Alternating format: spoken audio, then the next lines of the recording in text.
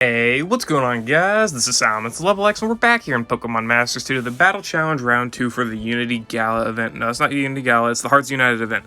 Whatever. Unity Gala Challenge and Hearts United event, same thing. Totally. Trust me on that one. So we're going to be here doing the missions completely free to play, because they should be pretty easy to do. That's not the missions, that's the exchange shop. So I've completed all of them except one, because I wanted to get a multi in for Anniversary Lily back when they dropped, so I went ahead and did some of them. So the missions are 2 Alola, and then you can kind of figure out the theme, but obviously 2 Unova and 2 Hoenn. So each team should, you're going to beat probably a total, well, definitely a total of 3 times, because no units ever share theme skills of regions. Like a unit can't have Unova and Hoenn, for example, obviously. So I've got 3 teams built here, all free to play for the missions. So we're going to start off with Hoenn, because we've got Zinnia and Rayquaza, who's a very, very solid pair, easy. Can hit hard, easy to use, all of that. Winona to apply Rain to activate Zinnia's stat buffs, and obviously she has a sync nuke here, so we might just, sync with her instead of Zinnia, because all Zinnia really gains is the stat buffs, which are pretty notable, but might just not, I don't know. And then we've got Signature Giovanni, who can be replaced with, like, Lodge Blue, which most people should have Blue, so if you have Lodge Blue, then you're good. And if you don't have Lodge Blue, then go ahead and farm them up. The event lasts long enough for you to go do that. At least it should, right? When does this event leave? The 11th. Yeah, you should have enough time to farm it up. Farm up Lodge Blue. Or you can just find an alternative. Whatever. Doesn't matter. So, Giovanni here, obviously, he buffs attack, special attack, and crit rate. So, very good for all of these guys. And let's just hop in here and get this done. Alright. I don't know what I actually want to do. I don't know if I want to sync with Zinnia or Winona. Probably just going to sync with Zinnia, because even though Winona is very capable of syncing and doing a lot of damage, and she's super effective, I feel it's probably just smarter to go for the Dragon Ascent here with Zinnia instead. And we'll apply Rain, and then go for Draco Meteor. We also got the NPR on Giovanni's training move, so that's really good for maxing out our stats. Yeah, as you can see, this enemy does not... They're not very strong defensively, like, at all, so it literally does not matter what you do. You're going to be doing fine with whatever you decide to buff and whatnot. Alright, and do that, and Hurricane. Okay, so now we've unlocked Zinnia's Dragon Ascent, and we'll be doing super effective damage, and plus it already hits really, really hard anyway, so let's just see how hard this hits. It should hit extremely hard. That Hurricane, yeah. Hurricane hits that hard, and Dragon Ascent. Yeah, just one shots. This is just one shots, easy. I think I'm just gonna go for the Draco Meteor because Zinnia's special attack's already extremely high anyway. Alright, got the Rain Dance back in, and we'll go for a Hurricane on the Dusk Noir. Alright, and that should be the Hoenn mission completely done. Right here. Come on, Draco Meteor, hit. There we go. Okay. Yeah, Hoenn mission done. Very easy, because, Zinnia's a solid unit. Winona's completely free to obtain. 3-star, gacha unit, whatever.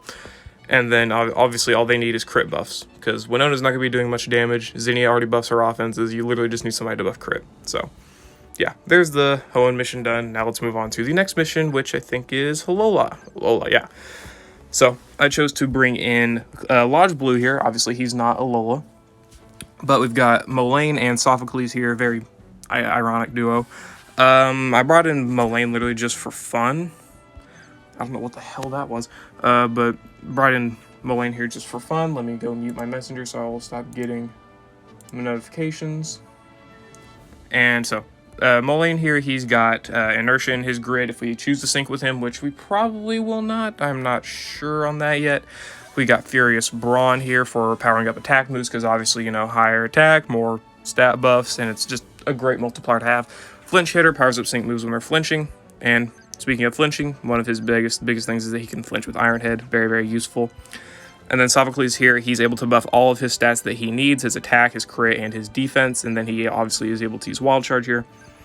He's got Super Duper Effective 2, which obviously we can't really make use of here. But the big thing is he has... I can't speak. He has Tough Cookie.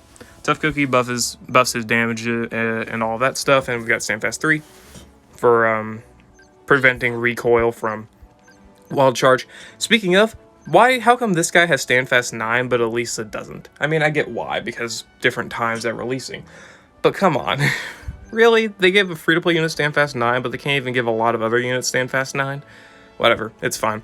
So let's just hop in here. Blue obviously is able to buff crit for all the allies, attack for everybody, and defense, activating all of Sophocles' multipliers that he can. So very, very useful stuff there. We'll go for the crit buff here, and then we'll go for X attack. Sure. I could buff my defense if I wanted to do that, and then we'll go for that. Sure. Okay. I don't even remember what I buffed. X attack all, so we're buffing our own speed as well, which is definitely very, very good. Now let's go for a trainer move. Okay. I think we're gonna sync here with Moline because we literally have nobody else better to sync with. And then we'll use Blue's trainer move for extra speed buffs. Sadly, we got some speed debuffs hit on us, but it's fine. Moline should hit pretty hard here. Okay, well he didn't crit, but that's fine. It does not make that much of a difference if you crit or not, because we're still not taking damage. Keep using the trainer move. Works out really, really well. I mean, Moline, apparently Moline can't hit DPS for some reason. Moline, why are you not hitting that hard? You should be hitting hard, buddy. At least you would think, right? Alright, so the middle is almost completely down, so I'm going to start lowering this, start whittling down the sides here. Alright, the middle is flinched. We're going to sync them, and then we'll attack these sides, and then we'll flinch for that other side. This shouldn't hit that hard. We should be fine. Even if it is... Oh, it's super effective against blue. I didn't know that. Oh, no. Wait. Oh, no. That's not good. That's definitely not good. Oh, wow. Okay. That could end up bad. That could definitely end up really, really bad. Okay, we got the... attacking against the Sceptile there. I need this to flinch, or I need this to kill. Flinch. Okay, we got the flinch. Oh my gosh, we got so lucky. That could have gone bad, because that earthquake, that definitely very well could have killed one of us, and we can only allow one ally to die.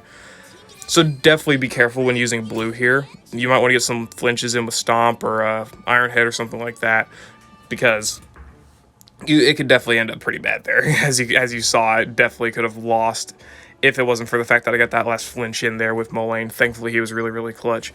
I'm pretty sure I have him graded with aggravation. Yeah, so 60% crit rate definitely saved me right there. So now, move on to the last mission, Unova. So, I literally brought in Logelisa just for fun. Kind of. Obviously, she's Unova and Getsis is Unova. But the big thing with Getsis is that he wants speed drops for his Sync Nuke. And obviously, Elisa can apply those with Electro Web, as well as maxing out his crit rate and being able to buff special defense, even though it's kind of niche, you know. It's whatever. Oh my god. Can they leave me alone, please? Alright, no. Alright, everybody's getting muted. Everybody's getting muted. Mute. Okay. So now, yeah. So Janine here is able to buff special attack as well speed and evasion and all that good stuff. And Elisa applying crit, and then Getsis obviously can do the damage, do the sync move, all of that good stuff, thankfully. So it should be very, very easy. This should probably be the easiest of all of the battles. In hindsight, I'm not really, not super certain, but it should be. And thankfully, because we're a special attacker, their debuffs to our attack do not matter whatsoever. Alright, we'll go for Electro Web there, and then we'll go for another Noble Roar. And then here, anytime you get an NPR, just go for the NPR, because you can, buff stats easier. You can buff your own speed, buff evasion, all that stuff. Being able to buff those stats are very, very useful. Speed and evasion, specifically. This Sync Nuke, honestly, this Sync move should hit pretty hard. Thinking about it, max crit, max special attack, fully debuffed attack. Yeah, hit pretty hard. And then the Glaciates. Biggest thing with Getsis is that Glaciate being AoE is kind of iffy, but oh my gosh, we debuffed their evasion and their speed even more. Yeah, definitely very, very amazing unit here in Getsis for sure.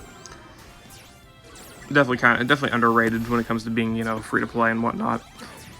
Again, debuffs to the attack literally do not matter because all of these units are special attackers.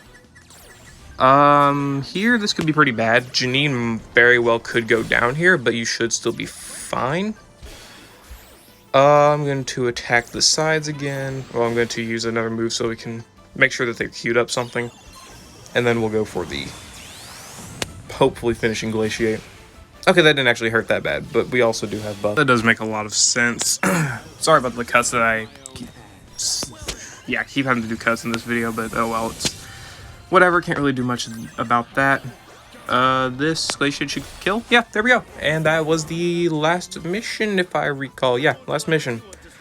I did the regions out of generational order, but still, because, you know, I did technically Gen, what did I do? Gen 3, 7, 5? Yeah, well, there was the last mission. For me, I got my 100 gems. As of the time of recording this, New Year's is going to start pretty soon, and I'm going to be recording a video on the Pokefair Select Scouts, my reaction to what is on the banner, because obviously we don't know everything. Potentially might get another multi-in on Anniversary Lily, and all that good stuff, and yeah.